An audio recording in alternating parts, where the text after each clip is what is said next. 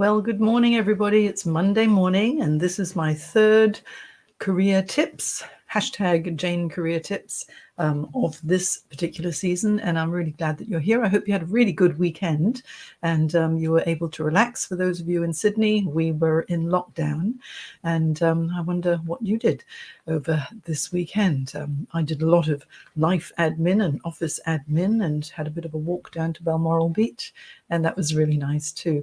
But for those of you who are in lockdown and who are really feeling the pinch a little bit, because it is tough and sometimes we can feel quite stressed.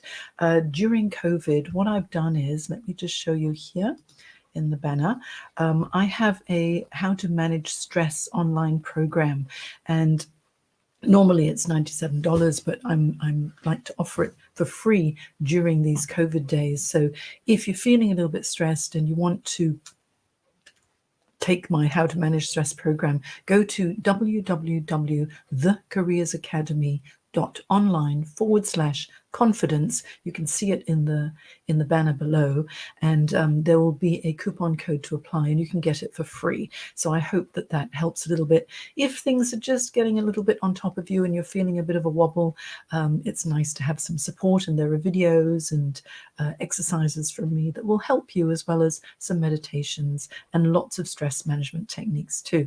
So today what I'm doing is I'm going to be focusing on your resume do's and don'ts. And I wonder if you have been making any of these mistakes that I'm going to be showing you, because the important thing is when you are creating your resume, it takes a long time if you haven't done one for a long time. Very often when I start working with a client, they may have crafted their resume most recently 5, 10, 15 years ago, because they haven't needed to update it. And things have changed a lot these days. So I'd like to give you a few do's and don'ts. I've got a PowerPoint presentation for you.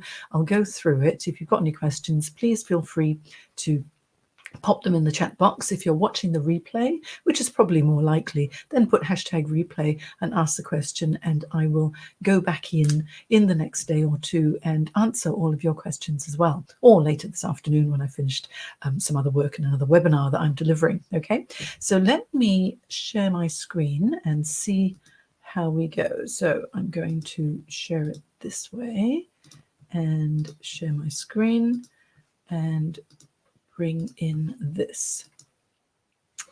Okay, so you should see my presentation. I'm going to start the slideshow, and here we go. I'm just refreshing my, okay, there we go. So I can see there are some of you here. Do say hello in the chat box. Okay, I won't be able to see it till I finish the presentation, but I'll have a look and see what's been happening, if there are any questions. Hold on, I'm just going to refresh this again and see. Oh, I see that there are some people here. I'm looking on my iPad as well. So hi Heidi from the Blue Mountains. Caroline, lovely to have you here. Subro, thank you so much for joining me. Dick, you made this one. How good to see you here. Dick Lamb, Paul Dilly, and Amanda. Hello, Amanda. Watching from Sydney Olympic Park. Ah, are you having your vaccination? I wonder, Amanda. I was at Sydney Olympic Park and I had my first Pfizer jab a couple of weeks ago. Got another one coming. And Melissa Papikian. So many people doing lots of nice likes and things. Gail Randall, good morning. Michael, hello, Michael. Good to see you here as well. Okay, so let me get on with the PowerPoint, and lucky that I've got my phone open and my iPad open as well, so I can see what's going on with regard to your questions. Okay, so today it's all about, now remember, just before I start, if you want to see my previous recordings, if you have a look, the hashtag Jane Career Tips, that's the hashtag where I filtered all of my videos, so you'll be able to see my first one, which was all about how to craft powerful accomplishment statements. You need those to prepare for, to answer behavioral questions and interviews, and also you need accomplishment statements in your resume. The other one last week, what did I talk about last week? Oh yes, different formats for resumes, because you know there's the reverse chronological, functional, one-page bio, combination formats. So if you want to know about that, have a look there. And today it's resume do's and don'ts. Okay.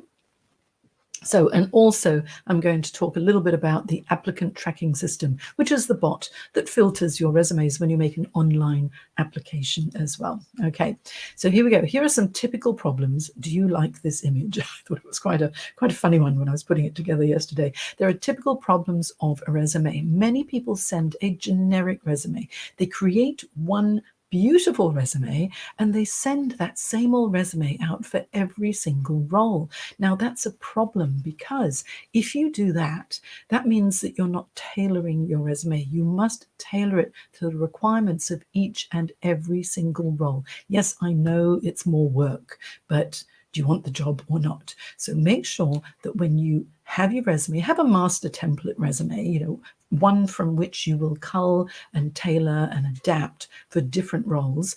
Read the job description, make sure you fully understand the requirements of that particular role, and then adapt your resume, especially that summary section, and also change the order of your accomplishments and your responsibilities so that the screener gets to see what they really want at the beginning, because whatever they read first, they will assume that that's the most marketable thing about you. So if you've been working for over 20 years and you put your education up at the top, they're going to think that your qualifications are more important than the experience that you have to offer. So think about the order that you put things in and move them around a bit. Relevant keywords and relevant accomplishments need to be tailored for that particular role. Also, a lot of people, when they write their resumes, they focus on the hard skills. It is skills and qualifications and the techie stuff, the technical stuff that you've done. That's wonderful. But also these days, remember, your soft skills, your people skills, or what I like to call the human skills, are very important as well. So if you are a good leader, if you have leadership skills and great interpersonal communication skills, you're able to motivate, and inspire a team.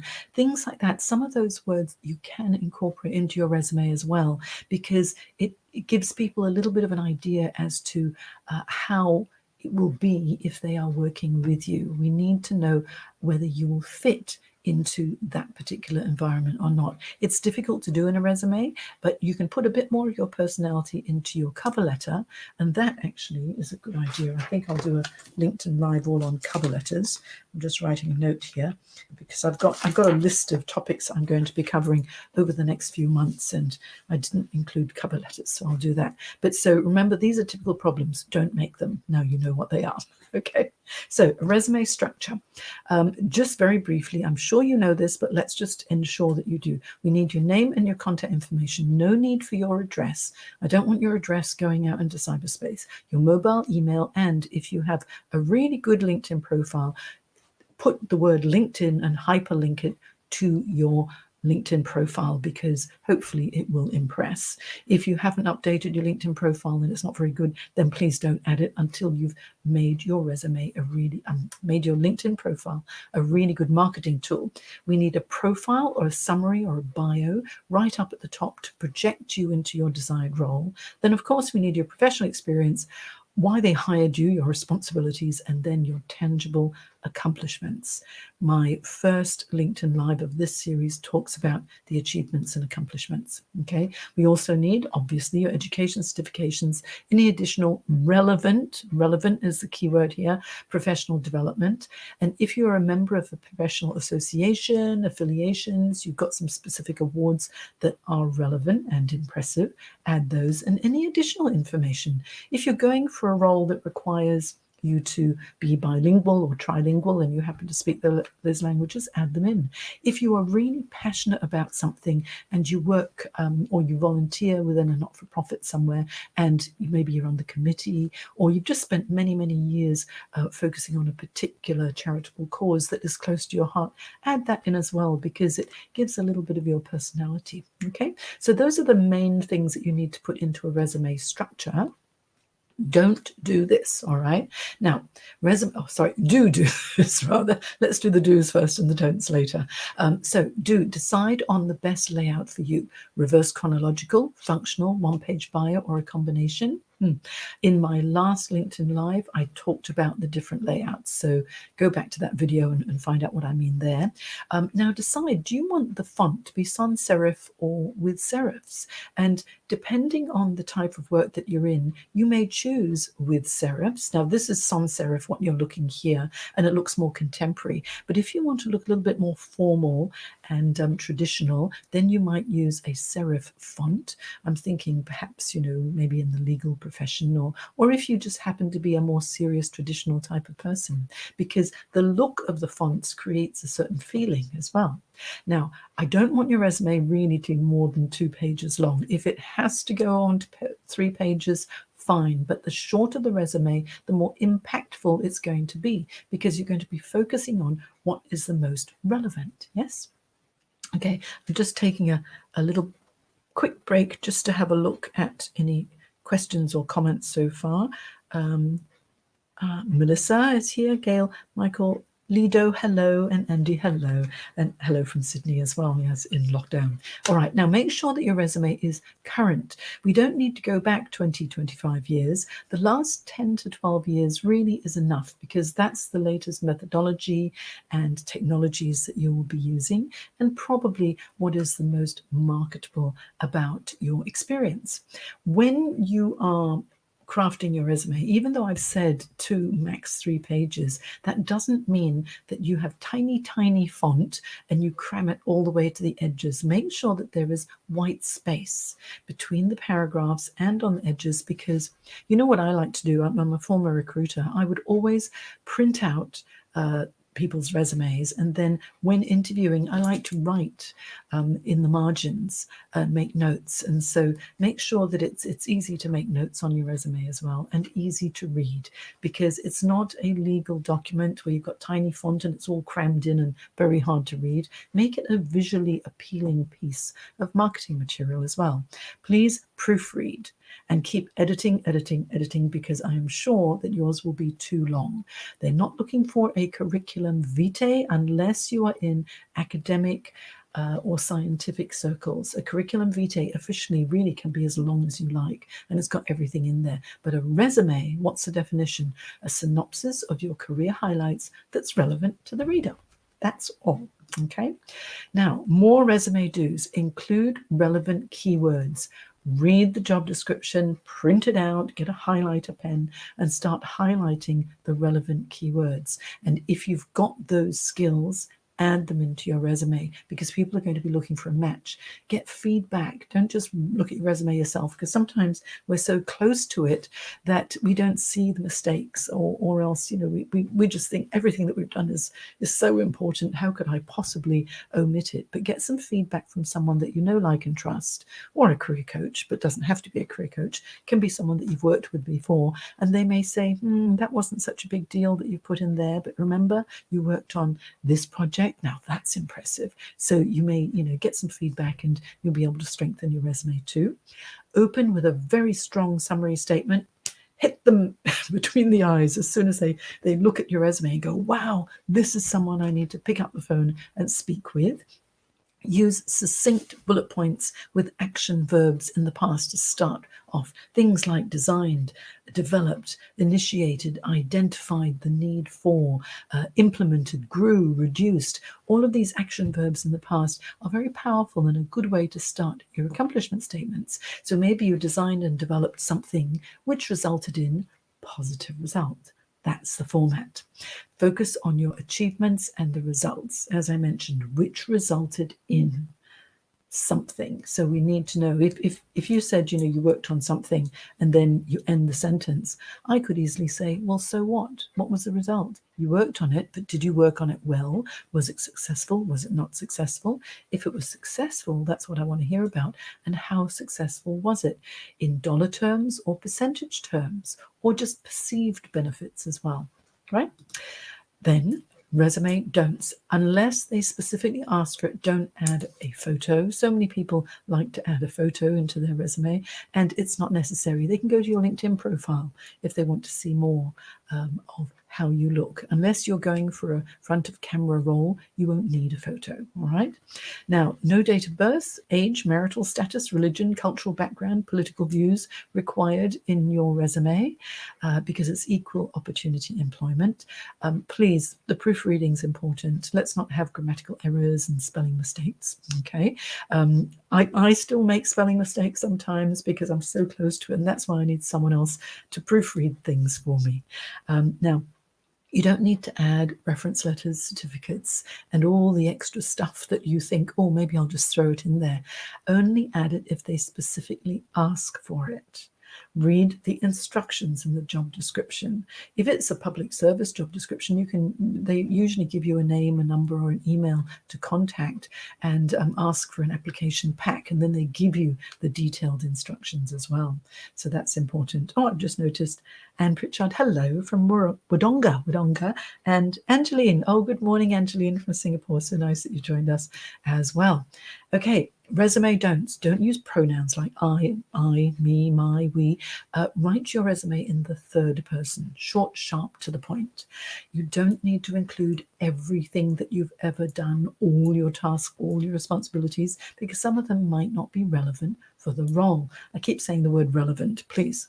Let's make that stick, okay? Don't leave any gaps between your employment dates because we're going to wonder why. If you took a sabbatical, that's fine. If you were in between roles for a while, and many people because of COVID maybe, you could say, obviously in between roles because of the COVID pandemic. That could be the reason why. If you took time off to have a baby and you decided to have an extended maternity leave and you wanted to take some time out to raise your family, that's fine too.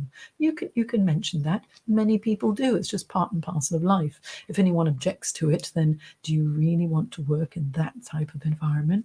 Think about that too. Okay, so don't be afraid. Don't write long-winded paragraphs. Make everything short, sharp, to the point. About 2 to 3 lines max for each paragraph will be enough. Makes it easier to read.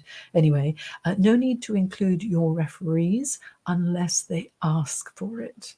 Because a lot of people in the old days at the end of the resume would put, referees, and they'd put them there. But you're giving people contact details and names, and you don't even know if they're going to be calling you back yet. So let's not give any information out yet unless they are actually asked. Sometimes in online application, there's a field to put 1 or 2 referees, in which case you need to, otherwise you probably won't be able to get to the next field.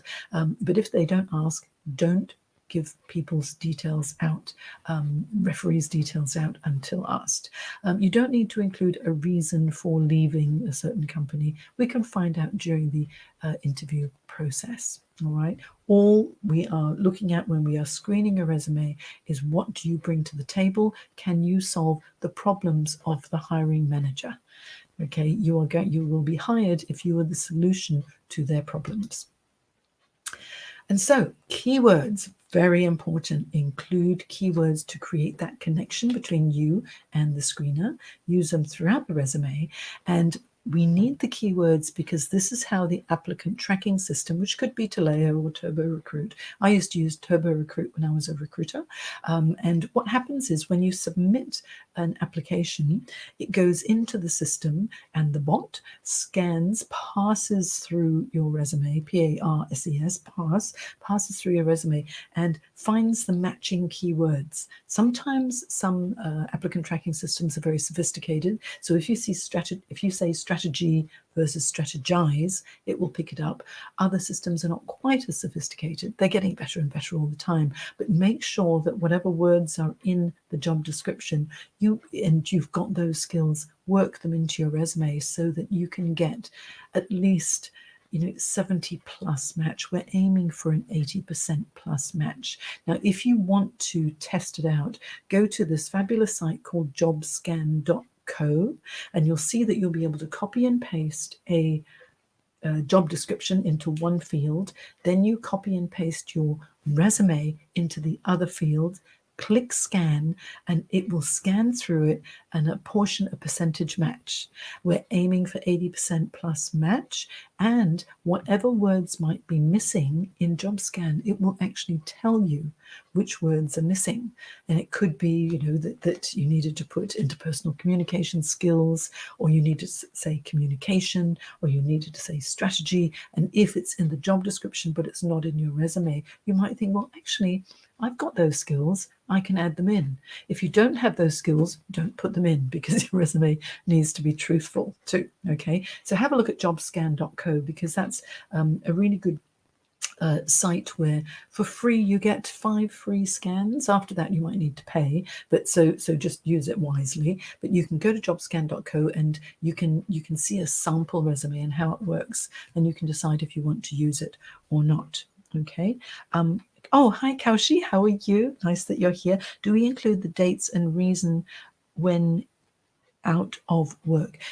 So when you'll have your the end date of a certain role, and then you'll have the start date of the next role. So in between there will be a gap. Yes, so during that gap period, you could say perhaps you took on some additional study. Maybe you took time out to renovate your house. Maybe you need to look after your aging parents, and it could be personal, as a personal carer. So depending on what the situation was, what people want to know is, did you just sit at home watching Netflix? Right? If you did, don't put that down. You need to have done something. And I would assume that as a professional, if you are in between jobs, you are not simply sitting down watching Netflix and eating lots of chips. You are going to be going on to maybe LinkedIn Learning and taking some additional courses. Maybe you're upgrading your skills. Things like that would be very helpful to add in there as well. Okay. So bro, JobScan. Yeah, JobScan's fantastic. Go and have a look after I finish talking. Okay. So now next slide. Now I have something for you. It's a career communications pack. If you're crafting your resume, this is going to be really helpful, because there are templates in it which help you to create your accomplishment statements. I've got a template for your resume, my favorite template for the resume, how to create a cover letter, and there's a template for that, as well as how to craft your verbal pitch when people say, oh, tell me about yourself, plus the marketing plan and how to format that so that it will actually be a really useful job search tool for you, and a really big section on how to specifically address key selection criteria. Okay, so this is my career communications pack. It's normally $97, but if you want it, use this coupon code LinkedIn special and you can get it for 50% off. Okay, just go to bit.ly/career comms. It's a bit.ly shortened link for you, and you'll be able to get to that link and just use LinkedIn special. You can get it for half price for now, because I'm so nice. Okay, so every Monday I'm here at 9:15 a.m. and you'll be able to ask your questions. So here I am back again. Do you have any questions at all? I'll just refresh and see if there are any additional questions. Thank you everyone for saying hello and where you're from.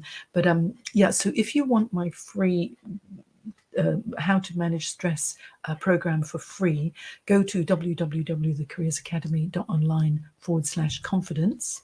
Okay, and if you want to get my career communications pack, go to bit.ly/career comms, and for 50% off, use that coupon code LinkedIn special. And I hope that that's really helpful for you as well. Okay, so if you don't have any questions, I've actually gone over time a bit because I always talk so much, don't I? I talk far too much, guys, but I'm here to help you, and I'm just having a look to see if there are any questions just yet. No, but so lovely. Thank you so much, Amanda and Melissa and Gail and Michael and Lido and Andy and Pritchard, Kaushi, Subro. Fantastic that you're here. I'm really pleased and that you've joined me. And oh, hang on, here's a question. Emily, what would you say for graduates when creating a resume with really only internship? Oh, the internships, Emily, are very valuable. Okay, now if you're a fresh graduate, obviously your qualifications are going to be very important. So you may decide to put your qualifications first. Okay, because that shows, yes, I spent time, energy, effort to get this bachelor's degree or whatever it is that you have, plus your certifications. And then when you've got your experience, don't put professional experience if it's voluntary work, but if it was an internship within a corporate environment, then yes, you can put professional experience. But what you do is you put the name of the company, and then the dates that you were there, and it might just be a few months if it was an internship. That's fine. Internships are a fantastic way to get your foot in the door. But then put down what title they may have given you. You may have been marketing intern, and then you can put that. And if you had several different roles within the same company, interning in different departments, maybe you were kind of rotating, then you could put, human resources intern, and then put the responsibilities that they gave you. And if you happen to, streamline a process because, they asked you, hey, this area is a little bit of a mess, can you fix it up for us? And you streamline the process and everything ran more smoothly. Bingo, you've already got an accomplishment statement to add in there. So I hope that's helpful. Okay. Internships are fantastic, so don't belittle them at all. Just because you might not be paid or not paid very much for doing something, the experience is gold, Emily. It really is. Okay. And so let's see, Andy, how do you balance adding sufficient detail with brevity? I don't know how long-winded you may be, Andy, but the important thing is if you take it out of first person, okay, so it's short, sharp, to the point, you give the relevant information. For example, read the job description. What is it that they need to know about you to pick up the phone? Because remember, you don't need to put the kitchen sink in your resume, because the resume, it's a marketing tool. That's all it is. I want people to read it and go, oh, wow, you can do that. You can do that. You don't need to put everything that you've ever done, because some of the accomplishments that you have, the fact that you've got a big accomplishment that encompasses several different skill sets will mean that you can do that particular job, and maybe a lesser accomplishment that demonstrates one of those skill sets that are obviously in the other accomplishment, you don't need to put that in. Okay, what you need is enough, especially on page 1, to get someone to pick up the phone and say, hey, you sound like the sort of person we need, let's have a chat. And then make sure your verbal positioning statement is as strong as possible. I hope that helps as well. Let me see. Melissa, have a lovely week. You have a lovely week too. Stay safe, stay well. David's secret is to pay a professional to write one. Spending a few hundred is no different than spending a few hundred on a nice suit. Well, yes, but it helps to have professional support. Of course, I'm a career coach, but I'm not trying to get you to pay me to do your resume. Sometimes people spend a lot of money to have someone write their resume, and that person who's writing the resume doesn't take the time to get to know you and your values and what you're aiming for and what really makes you tick. So make sure, if you are going to get someone to help you with your resume, that they really get to know you and what your drivers are and what your career aspirations are, first of all. Okay. Any other comments, Emily? Would you then also add jobs that you had throughout your degree that were retail and hospitality? If they showed that you demonstrate certain skill sets, when you're in retail, what does that mean? When you're in hospitality, what does that mean? It means that you develop customer service skills. It means you've developed oral communication skills. So yes, it could be helpful. It depends on what roles you're actually targeting, and any sort of work environment that you've been in, you will have learned something. It could be how to handle cash. If you were, say, working in retail and you were looking after the cash register, it means that you have the integrity and people had confidence in you, that they would trust you as well. So whatever roles that you've had, especially if you're a fresh graduate and you don't have a lot of corporate experience, yes, put your experience down there, but don't just say, oh, shop assistant. Write down what it was you were responsible for, because maybe you were the sole person who would open up and close. Open up at the beginning of the day and close at the end of the day. If so, that means you were given responsibility and you're trustworthy. So think of the things that you did and what skill sets that they demonstrated. I hope that helps, Emily. Okay. All right. Well, I really must go because I've got a coaching client starting at 10 o'clock and I need to prepare. But it was lovely that you joined me today. Thank you so much. It really was a pleasure. Oh, I see there are 25 of you here at the moment. That's so nice. Good luck, everybody. I hope everything goes well. If you've got any other questions, just pop them in the comments and I'll get back to them a little bit later. I've got a starting your own business webinar that I've got to conduct for a corporate client this afternoon, so I won't get back to it till probably about 5 o'clock tonight. But it was a pleasure. I'll be with you again next Monday.